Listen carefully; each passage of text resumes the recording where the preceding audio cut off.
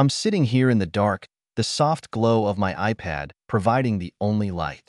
As I often do when I'm alone, I remember the last day I was happy. It was one of those days when I came home late. Again, the house was uncharacteristically dark and quiet. If I didn't get home on time, Alan usually turned on all the lights and cooked dinner for our daughter Catherine. I parked next to Alan's empty seat, thinking they must have gone out for dinner. I was starving and hoping they would bring something home to eat. I entered the house, put my things in the hallway, and headed to our bedroom to change into something more casual. Now I could relax and wait for them to return. My thoughts went back to the 2 hours I had just spent with Luca. Damn it, this guy knows how to turn my world upside down. This does not mean that Alan is small or inexperienced. He's probably more like the average, and Alan has another equally desirable skill. Unlike Luke, Alan takes his time with me and turns me on until I get out of control and ask for more myself. I know I'm being selfish. I want them both in my life. I wasn't going to cheat on my husband for 5 years. The opportunity just showed up during the bachelorette party. Luca kept flirting with me and buying me drinks. That night, I ended up in the parking lot, letting him put me in the back seat of his SUV. This one-time indiscretion was the beginning of a continuous string of misconduct, usually once, but sometimes twice a week. I've never ignored Alan's needs. In fact, I think it's gotten better for me to date both of them. I've been a happy girl for the last 4 months. I've been getting everything I wanted. No, everything I deserved. I convinced myself that even Alan would go to extreme measures if a young beauty wanted to use him to the point of stupefaction on a regular basis. I immediately regretted the thought. I knew Alan would never risk his family for cheap thrills. It made me rethink what I was doing for the 100th time. And for the 100th time, I decided to end the onion. I needed to focus on my family. I was ready to have a child of my own. I know that Alan would like to have another child with me. We talk about it all the time, but every time I was ready to make it a reality, something blocked me. Lately it's been Luke. I can never think about having a baby with Alan without thinking about Catherine. Catherine is a special little girl, but I'm just her stepmother. Her mother, Lily, died after giving birth due to some undetected medical complications. Sadness tore me apart every time I thought about it. Lily would have been so proud of her little girl and the way Alan raised her, but Lily wasn't here to see it. Me. I'm so proud of how Alan proved himself and made Catherine the center of his life. This is one of the many qualities that attracted me to him in the first place. I also knew that if Lily hadn't died, he would have been with her today. That's his love. I hung my work clothes in our dry cleaning closet and reminded myself to grab them the next time I go to the mall. I went into the kitchen, got a glass of wine, and headed to the study to relax until my loved ones returned home. Something on the table caught my attention. It took me a few moments to figure out what I was looking at. My throat tightened, and I was instantly covered in cold sweat. Holding a cheap printed photo of me and Luca in my hands, I stared at a pair of ornate arcs. I recognized them immediately, the two halves of Alan's wedding ring. I instinctively reached for the same ring on my finger. The black tungsten base shone strangely along its cut edge. The koa wood and mother-of-pearl inlay were chipped where the grinder split Alan's treasure in two. Why did he have to do that? We had our rings specially made for our wedding. The koa wood symbolized Hawaii, and the shell insert reflected our love of the ocean. I remember Alan putting a ring on my finger during our beach vows. It was the greatest day of my life. Alan's ring was half a size larger than his usual size, so he could put it on his enlarged joint. As a machinist, he hooked a glove on a spindle many years ago, and this left him with a constant reminder of why gloves should not be worn near turning equipment. I remembered how he had to lubricate his finger and how painful it was for him to pull the ring on his knuckle, but he insisted on wearing it. It didn't bother him now, as he never worked with turning equipment again. Deep down, I realized that Alan would never come back to me. I knew this because he joked that he would lose his finger even before he took off the ring. I think he found a way to remove it while keeping his finger intact. A post with 2 simple words was attached diagonally to the picture: "Call me." I plopped down in a chair. My eyes filled with tears. I realized I was holding my breath and let it out with a groan. How could I be so stupid? My chest felt tight, and it was hard to breathe as I sat there staring at the grotesque photo of Luke lying on top of me. My face was clearly visible. My eyes were closed. I was enjoying myself. A million thoughts raced through my head, but I didn't seem to be able to hold on to any of them. I couldn't imagine where Alan would go. He had no family. For the last 6.5 years, it's been just the two of us in his life. We met when I was visiting my sister in Chicago. Our long-distance courtship lasted 8 months before Alan and his daughter moved in here with me. As Alan said, a good machinist can find a job anywhere. He was right. It didn't take him long to find a well-paid job. 12 months later, we got married on a wonderful Hawaiian beach. Now I knew that I was destined to spend the rest of my life without him and without Catherine. I got up, wiped my tears with my sleeve, and reached into my purse for my phone, thinking, I'll never know how bad it is until I talk to him. I was pacing around the house, trying to muster up enough courage to call my husband. I sipped my glass of wine, hoping that a little liquid courage would help me press the call button. Not ready to sit down, I continued my laps, stopping only to refill my glass several times. I sat down at the table and stared at the two halves of his ring. I spread them out on the table. I lined them up to make them the perfect circle they once were, but the circle was incomplete. Alan removed a small wedge from one of the halves so that they would never be perfect again. I realized that the state of Alan's ring was also the state of my marriage. It would never be whole again. I finished the rest of the wine, ready to see what kind of shit I was in. I pressed and held the speed dial button for Alan. His phone rang twice. Hi, Julie. I see you found my note. There was a slight tremor in his voice, and it told me that he was looking forward to me calling. I sat in silence, listening to the noise of the road before I squeaked, Hi, Alan. I paused briefly, and then poured out my soul to the only man I've ever truly loved. I'm so sorry, Alan. I screwed up so badly. Please forgive me. I know, Julie. I wish it had ended differently. What do you mean? Where the hell are you? It dawned on me that I could hear his truck humming in the background of our conversation. He was driving. We're on our way. We packed up our things and hit the road. I don't see any reason to stay. Alan, we can fix this. I promise. It was stupid. I love you. Only you. I felt overwhelmed with emotions again, tears rolling down my cheeks. Julie, we've already talked about this. It's the one thing I'll never be able to forgive. He paused for a second, and I could hear him taking a deep breath. You chose him over us, Julie. We have nothing more to discuss. His statement was final. I couldn't believe that my marriage had already broken up. Where are you? You need to come home so we can discuss this. I'm not going to let you leave me like this. For a moment, I felt stronger knowing that Alan was a good person and never shied away from a discussion. I have no idea where we are. In the wilderness, as far as I can tell. You'll be served tomorrow. My lawyer's name and number will be listed in the documents. I have given him the authority to discuss the terms, and I will contact him from time to time. I don't need anything from you. We took everything we wanted with us. He was all businesslike. His tone was even. He pronounced every syllable clearly. What about Catherine? An 8-year-old girl needs her mother. It can't be good for her. I knew I had him in my hands. I was ashamed to use our sweet daughter as a weapon against my principled man, but I was desperate. The stepmother. Now he was offended. He knew that I was the only mother Catherine had ever known. Remember, you decided not to adopt her because you were always there for us anyway. You decided not to make her your real daughter, Julie. How do you think Catherine feels after that? Not only did you break our vows, but you also broke the heart of a sweet little girl who desperately wanted to be your daughter. You only made her a promise, not an obligation. You said you'd always be there for her, and now because of you, I can't let you keep that promise. You don't have a legitimate foothold here, Julie. I had to put the phone away for a moment because my emotions were building up fast. I wasn't sure I could stop myself from crying. That was probably the cruelest thing Alan had ever said to me. If the fact that I was sitting alone in our house did not sufficiently indicate how much I had offended this person, then the verbal slap undoubtedly showed it. I saw how much I screwed up. I sucked in a breath, held it for a second, and tried to calm down. Alan, you know I love her. I couldn't love her more if she was my biological child. I stammered. At the moment, any talk about how much you love us doesn't mean a damn thing to me. Is she listening to us?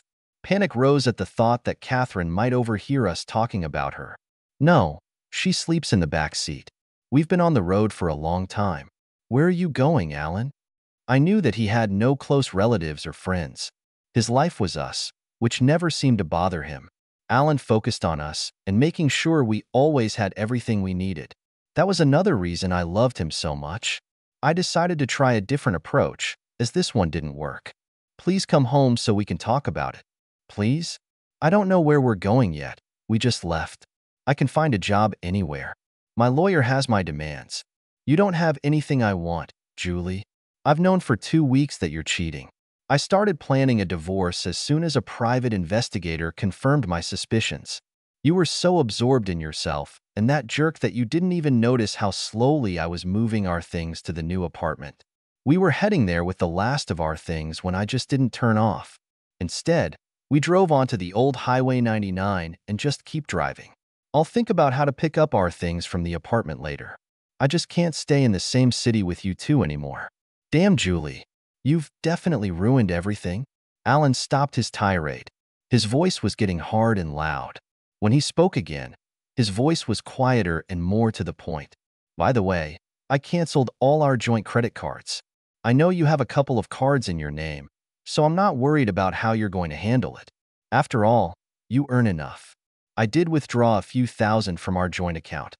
I suppose that, along with my credit cards, should help us hold out until we get settled somewhere.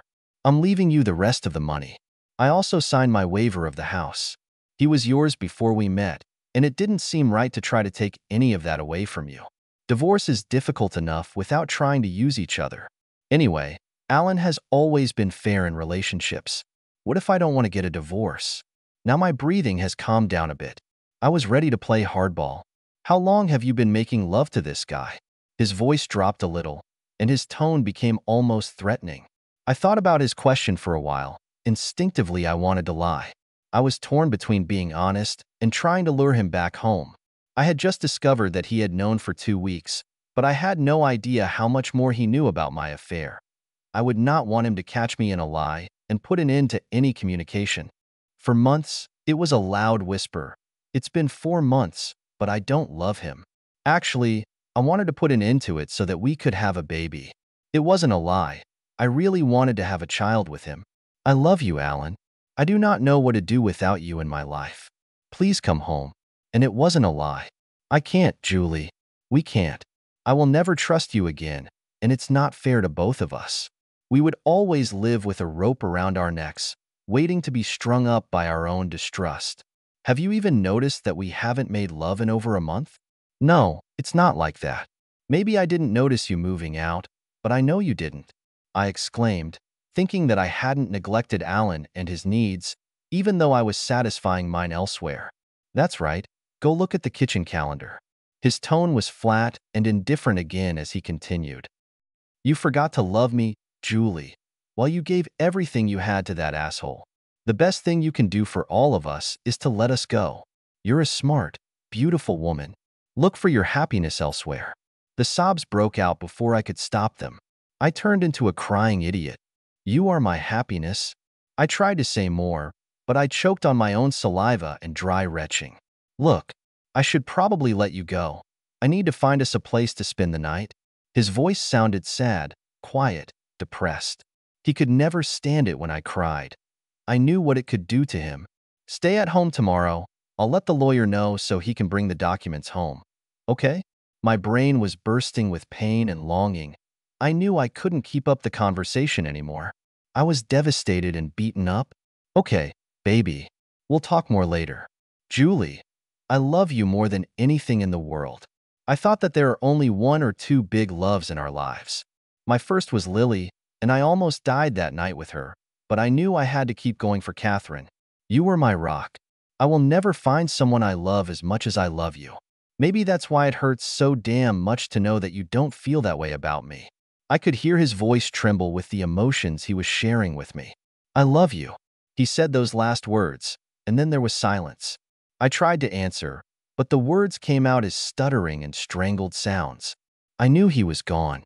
The phone fell out of my hand and fell to the floor. I just stared at it, almost in a coma. then staggered to the office, pulled the blanket off the couch over me, curled up on the couch and cried. I slept fitfully. When I woke up abruptly, it took me a moment to realize that I was still on the couch. The clock told me that I had been there for several hours. I remembered my conversation with Alan. I felt the pain I had caused him, and how lost I felt knowing that he would not come back to me. I fell asleep and woke up intermittently for several more hours. When I just couldn't do it anymore, I got up and made a cup of coffee. I saw my phone lying on the floor. I went over and picked it up. I resisted the urge to press the button to call Alan. I finished making coffee and sat down on the couch again, wrapped in a blanket. The clock showed that it was a little after 6 in the morning. I decided not to resist anymore. I needed to hear his voice. A broken ring. Hello? It wasn't Alan's voice. It was clearly an elderly woman. The voice was rattling. Pulling the phone away from my ear, I double-checked the contact. It was Alan's number. Is that Julie? Yes. Who are you? I was stunned that someone else answered the phone, that she knew my name and sounded like she was expecting my call. She seemed kind. I'm Edith. A tall, handsome man handed me this phone last night and said that if I was lucky, the most beautiful woman in the world would call and talk to me. What? When? Who are you? It was a blow, but my senses were recovering quickly. Last night I was sitting at the bus stop when this big truck pulled up and stopped next to me. This man came out and asked me how the evening was, and then asked if I had a phone. She hesitated for a moment. Thinking that he wanted to call, I said no, I didn't need him, since I live on the street. Then he pulled the phone out of his pocket along with $50 and told me to have dinner and make as many calls as I wanted, and if I was lucky, you'd call me. I couldn't hold back my emotions anymore. I burst into tears again. Edith talked to me on the phone for an hour, comforting me, then said that the phone was beeping. It had a low battery indicator and she needed to go. He's really gone, isn't he, Edith? Yes, dear. I think that was his last connection with you. I am so sorry. It was my fault. Can I call you again? Of course, dear. I have no one else to call back. We separated, and I sat panting and crying. My world is gone. I was left to fend for myself in my own personal hell. I called Edith every day, and each time we talked for a few minutes. I called about 2 weeks later, and my heart broke again when I received the message about the shutdown. I think Alan turned off the phone. My last connection with Alan and Catherine was irrevocably severed. 3 years later, my private investigator finally found Alan. He lived in a small backwater town in Missouri. I dropped everything I was doing and flew. The next morning, I was sitting in front of a small diner where, as the private investigator said, he was having breakfast. I watched the same battered pickup truck pull into the parking lot. My handsome husband got out of his truck and entered the building. I waited a few more minutes for him to settle in well and wait for his order before meeting him face to face. My mission was simple: to do everything possible to bring my family back. When I walked through the door, I saw him in a booth by the large bay window, completely engrossed in his phone. He didn't see me approach until I slid into the seat opposite him. Looking up, I saw the surprise and fear on his face when he recognized me. Oh, Julie, what are you doing here? I came for my husband. I would have come earlier, but you were hard to find. Obviously, it's not hard enough. He sat and looked at me, then a smile appeared on his face. It's so nice to see you, baby. You look as beautiful as ever. And you, dear husband, have not changed at all. I looked away from him for a second, turning to him. I saw Catherine sitting next to him. Oh, Catherine, where did you come from? I smiled at my husband. Are you ready to go home? I heard a baby crying. Somewhere in the diner, a baby was crying loudly, interrupting my reunion with the only man I've ever truly loved. Yes, my happy dream was cruelly interrupted. I woke up abruptly. Cold sweat covered my sleeping body. The persistent crying was real, and it came from the other end of the corridor. I slipped out of bed, trying not to disturb the sleeping man lying next to me. I snuck into the nursery and picked up our 5-month-old baby, rocking him in a soothing rhythm. I started rocking him, carried him out of the room and down the hall, stopping on the way to check on his older sister. She was sleeping peacefully in her bed. I stopped to close the master bedroom door and watched Dad sleep for a while. My son calmed down when I closed the door and went into the office. It happened several times a week. He was growing up, and the pain often woke him up late at night. I leaned back on the arm of the sofa.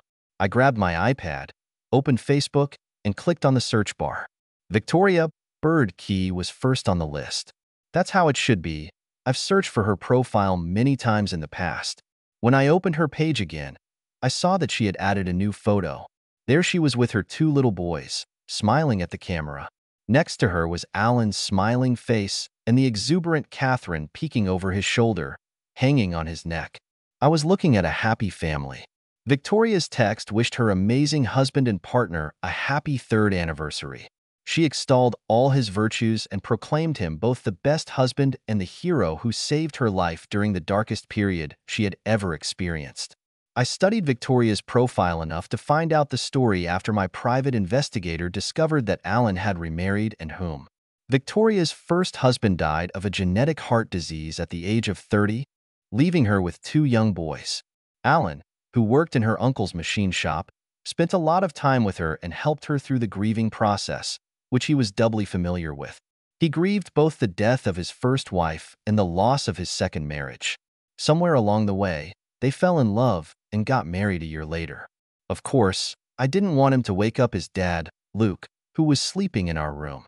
I remembered how devastated I was when Alan and Catherine left, and how I struggled with the divorce until I found out I was pregnant. I didn't want to have an abortion and reluctantly let Alan and Catherine go.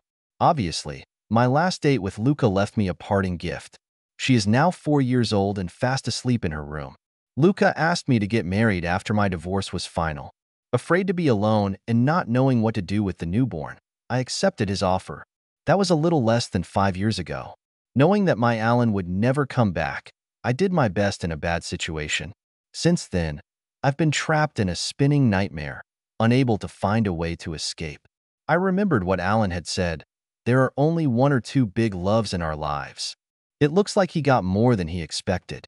I was given love only once. I miss him every minute of every day.